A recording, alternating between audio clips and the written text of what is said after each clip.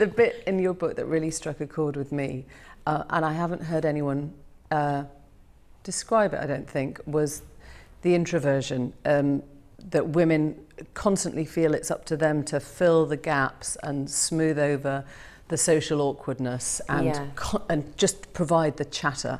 And I'm wondering about the moment when you suddenly kind of went, oh, don't have to be.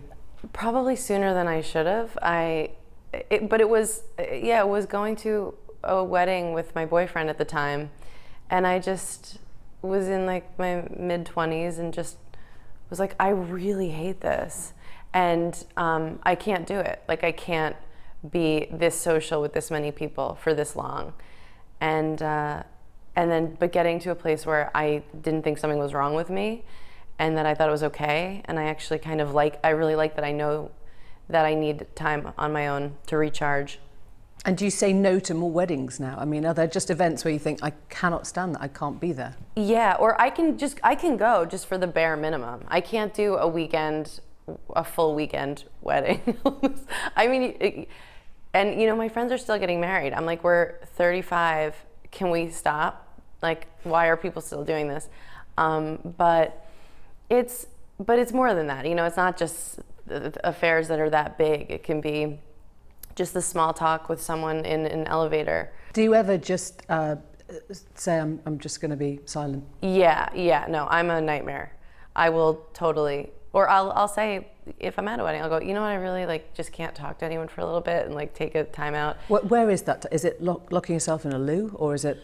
Hopefully I have access to a room, but I have done that. I have sat in a Starbucks bathroom and just sat on the floor and just taken a minute. Nobody was waiting, so it wasn't rude. You probably go to, hundreds of award ceremonies or no award ceremonies. Whenever I do, or I'm kind of stuck there. Yeah, like an event of some kind. An event, yeah. and you see the speeches, and I'm always struck by the fact that women accept awards, and the first thing they do quite often is apologise. They apologise for not being funny. They apologise for not being articulate. They apologise for this isn't going to be a good speech. I wonder what you make of that.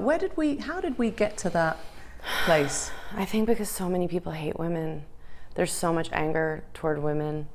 I had to work to stop doing that. I'd be on set and I'd want to give a suggestion to when we were filming Trainwreck to Judd Apatow, and I'd say sorry, and then I was like, I just noticed, I'm like, what am I doing? So I just made sure to not do that anymore. You talked yourself out of it. It became a conscious thing.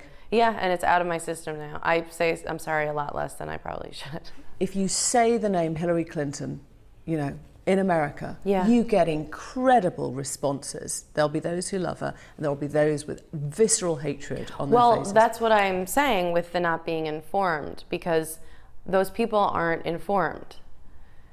If you go, why don't you like Hillary? They'll go, she lied about her emails. What else is she going to lie about?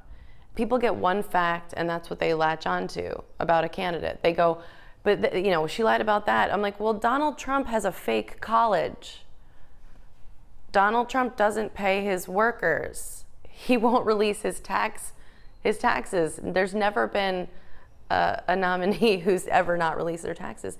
So, and I don't think you can I haven't had a conversation with anyone who doesn't like Hillary where they've had anything meaningful to say. If it isn't Hillary in November, does your act change? Does your outlook change? My act will change because I'll need to learn to speak Spanish, because I will move to Spain or somewhere. It's beyond my comprehension if Trump won. It's too crazy. Talk to me a little bit about sex. The sort of Hollywood portrayals of sex are very squeaky clean and romantic, and the Amy Schumer portrayal of sex is, half the time it's quite crap. You can be quite lazy in bed. Nothing much happens. It's. Yeah, I mean, I don't know the kind of sex that you're having, but that I am showing the kind of sex that I've mostly had. Usually if it's not like sex within a relationship and you're sleeping with someone new, most likely it doesn't go well and something weird or hurtful happens. And they just these moments where you question yourself and what are you willing to do to be liked? And because you're quite graphic in that, you know, you say this is not a self-help book, but it's a sort of how-to book. You know, you show women how to masturbate. Yeah. Oh, you're right. I do. That's nice. I wish somebody had told me. I had to figure it out on my own when I was like old. How old? Like 16. That's old. Like guys are jerking off when they're like 9. I think, you know, maybe it speeds them up a couple years. Like I remember when I was 18 or 19, this guy came to visit me. I'd met this guy in Montana, and he was like really cute and like woodsy and, you know, a hiker. And then he came and visited me in New York. And in that environment, he was very gross. And I was not attracted to him anymore.